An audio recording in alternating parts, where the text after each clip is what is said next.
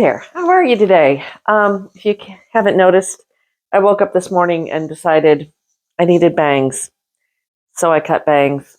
I've had them many times before. Probably if you've been on my channel for a while, seen me with them, but it's still kind of disconcerting to look at my face and have half of it covered by hair, but it is what it is. Anyway, thanks for being with me.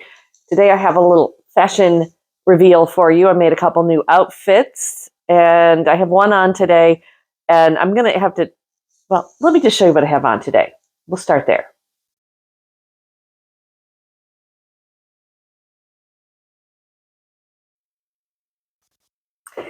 Okay, this is my new pair of overalls. And I think they're super cute and they're super comfortable. And the pattern that I used for these is the Otis overalls from So Liberated.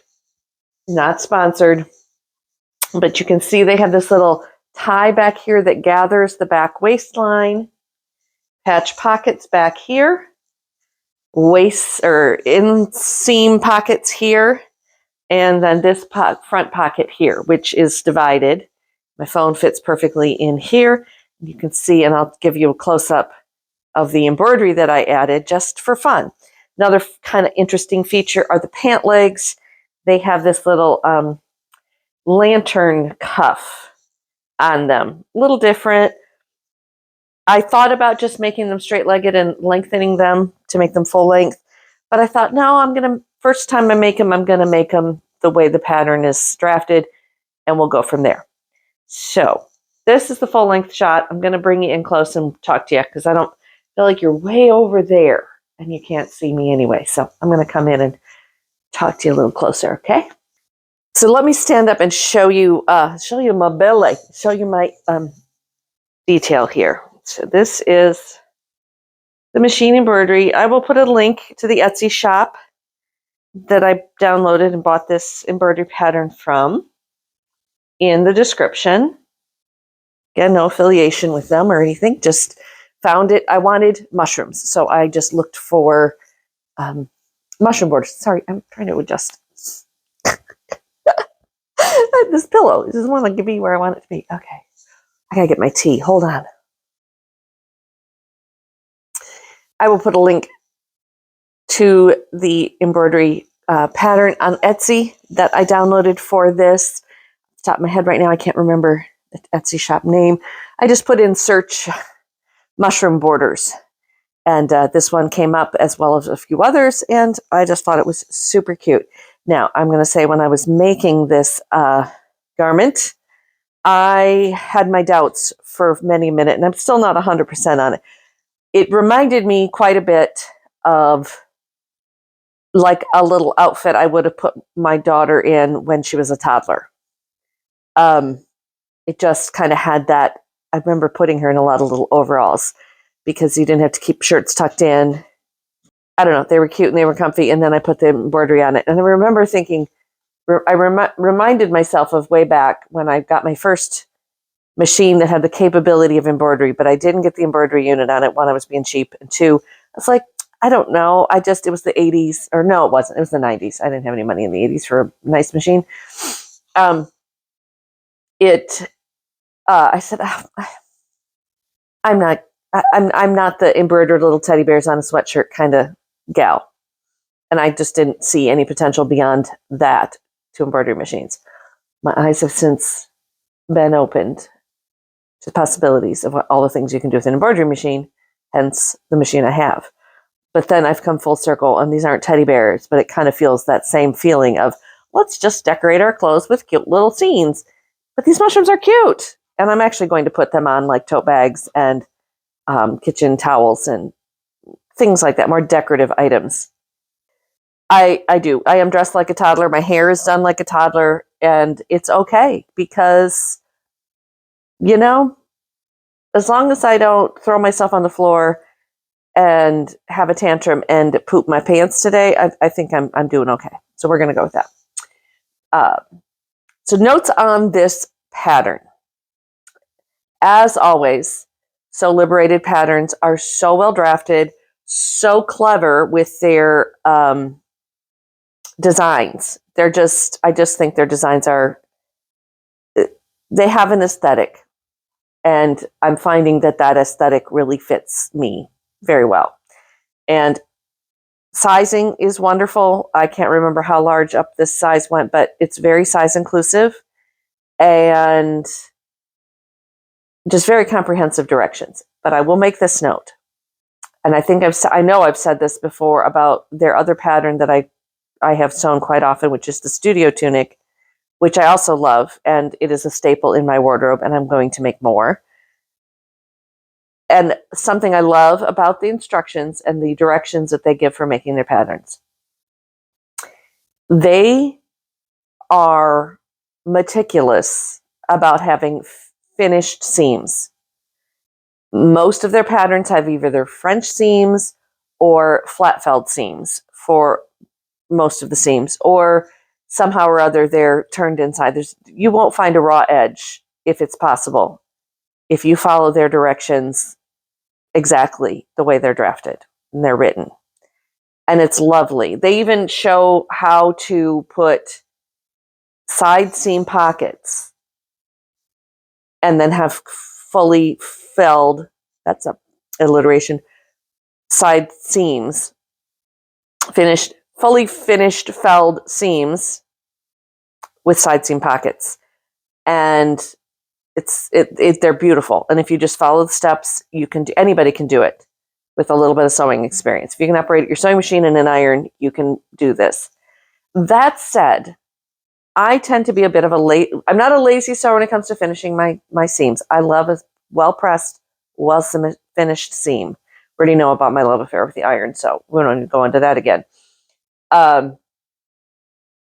However, I like to make a garment in a day, maybe 2. This one took me at least 3, I think, to fully finish it. Yes. And that was because of the embroidery took an afternoon, downloading the pattern, the design, deciding what size I wanted, where I wanted it on the garment, getting the thread selected, make sure I had right thread colors I wanted, all the things. And then actually stitching it out took at least a couple hours. Stitch time, probably not, but just changing threads and paying attention to it and all the things. So that added to the time. Plus, for some reason, doing the ties and the straps, I had people working in the house at the time, so I kept getting interrupted. That was part of it. That took way more time than necessary. But anyway, my point is, when I start a sewing project, I like to be able to get it done in a day or 2. I'm not a long project person, unless it's something extremely involved. A line jacket, with welt pocket, like with a lot of little fiddly details and time-consuming parts. But something like this or a dress, I want to get it done in a day or 2. I mean, a day's worth of sewing, 8 to 10 hours of sewing, let's just say. And sometimes less. Usually less. So the fiddly flat felling seams, and I have a specific foot for my machine to help with flat felling, and I have used it many times. I have made blue jeans where I've felled all the seams on the blue jeans, so they look like store-bought blue jeans, and top stitched everything. Again, that takes a lot of time and a lot of detail work, which I'm fine with when I want to do it. But in this case, I didn't want to do it.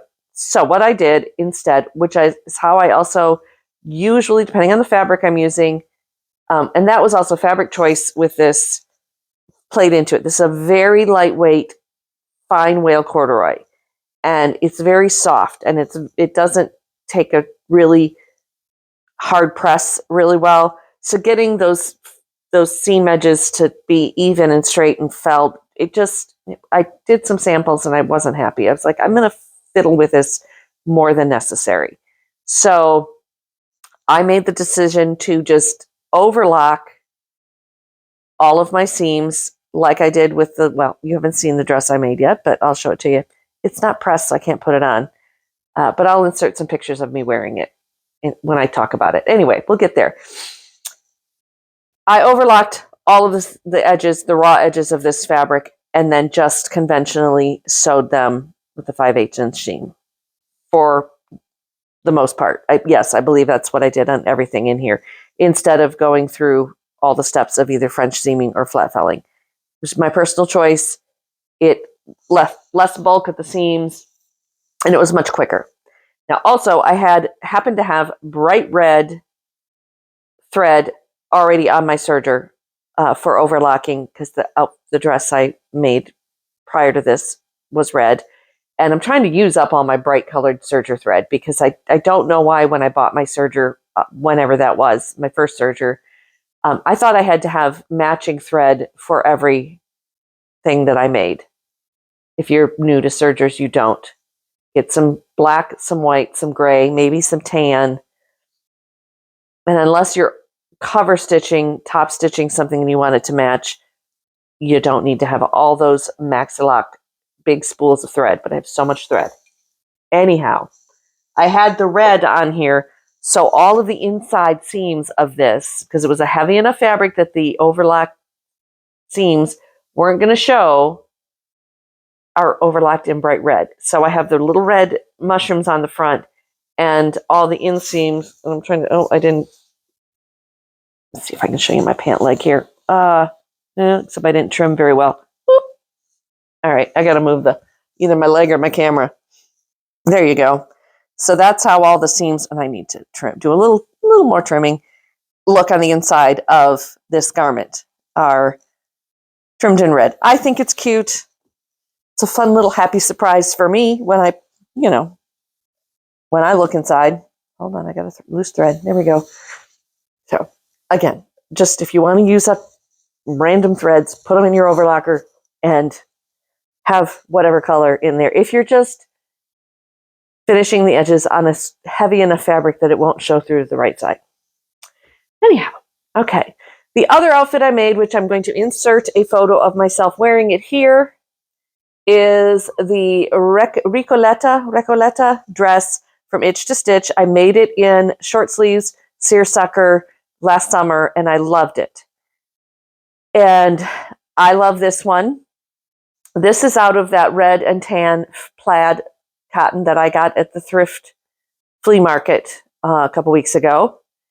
And I made the 3/4 length sleeves, and I added patch pockets cut on the angle on the front, because this is my one drawback to that pattern, is it does not have any pocket options drafted. Actually, I have the line drawing right here. This is the line drawing of that pattern.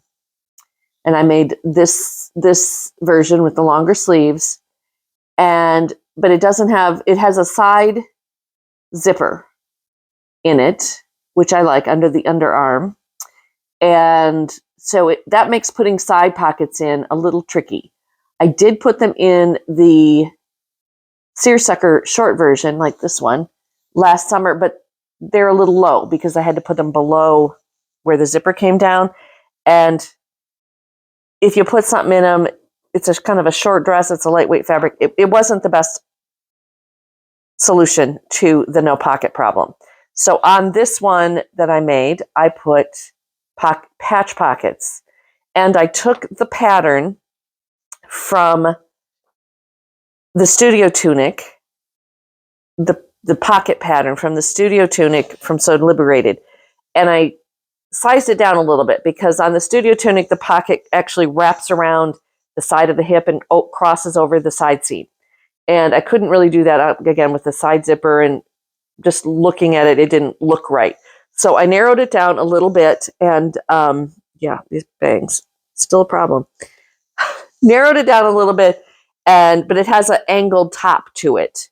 And I liked that feature rather than just a square or curved bottom patch pocket on the front. I liked that it had a little bit of an angle. So I kind of used that as an inspiration and general pattern. But again, like I said, I made it a little narrower so it would fit on the front of the dress. Tried the dress on, decided where I wanted the pockets, marked them, and top stitched them on, and they're perfect. And for some reason, adding the pockets changed something about the way the dress felt on me. Because I tried it on and took a picture and showed my sisters when it didn't have the pockets on it. And of course, it was after I'd been sewing all day and I'd been in the house and I had no makeup on. And I don't know what, my hair, ponytail or braid or something, and house slippers. And it felt very much like a house dress, like a farm wife house dress, cotton, feed sack house dress that my grandmother would have worn, which is fine. I have the same body type that my grandmother had. Very stout, strong, Midwest farm woman kind of body type. So I looked very much like her in it. But then it had no pockets. And I was like, well, Grandma would have worn this with a girdle and stockings as well, and then still gone out and gathered eggs and hoed the garden with it, wearing it. So before I wore it publicly, I put the pockets on it. That changed everything. I also styled it differently, wore my cowboy boots, wore my hair a little different. So it didn't feel quite so grandma-like. But it still has that essence, and I kind of like it. And then here now I am in another pair of overalls, and I'm fine with that. I think it's my new aesthetic, which I don't know. Does it have a name? It's not really granny core. Can we name this middle-aged woman dressing like a toddler, yet also dressing like her grandmother at the same time, and wearing her hair like a 9-year-old? I don't know. The reason I like wearing my hair like this, I'm not going to lie, is it was slightly damp. I washed it this morning and cut the bangs. But tonight, if I wear it like this all day, when I take it down, it's going to have the most gorgeous Heather Locklear waves. I don't know why Heather Locklear came to mind, because she's a gorgeous blonde woman. Jacqueline Smith kind of thing happening, because it's been up in twisted buns all day. Thing is, it may not be dry when I take it down tonight, because I've got it twisted up so tight. But anyway. Okay. Well, anyway. Anyway. I just put this on today, and I wanted to show you my cute new outfit. And I don't know what's next on the cutting table. Oh, I think rainbow skirt is next, because it's for all intents and purposes, it's almost cut out. It's all ready to go, and it's all there. And I kind of want to play with that idea a little bit more. So I think rainbow skirt is next. And then after rainbow skirt, I feel like I might need to get working on some things for my vendor booth, my fall vendor booth. I promised myself I would make a certain number of, well, I was going to do a spreadsheet, but I haven't yet done that yet. A certain number of items every month between now and September. So the first weekend of October, I would have a full stock of things, and I wasn't spending all of July and August scrambling. We'll see how well that plan goes. Okay, well, I just want to make a quick little video because I've been a little remiss. I have videos, I just haven't edited them and put together, but these quickies that I can kind of do in one cut and just edit out the ums and the so's and the well anyways, and the weird camera angles are good filler videos. And I hope you like this outfit. Let me know what you thought and what you think of the other one that I'm not going to go put on. Because again, I wore it, I washed it, it's a wrinkled mess. I need to iron it, and putting it on over my head is a pain in the butt with my hair like this. So you don't get a fashion show of that one. Sorry. But I'll show you some photos.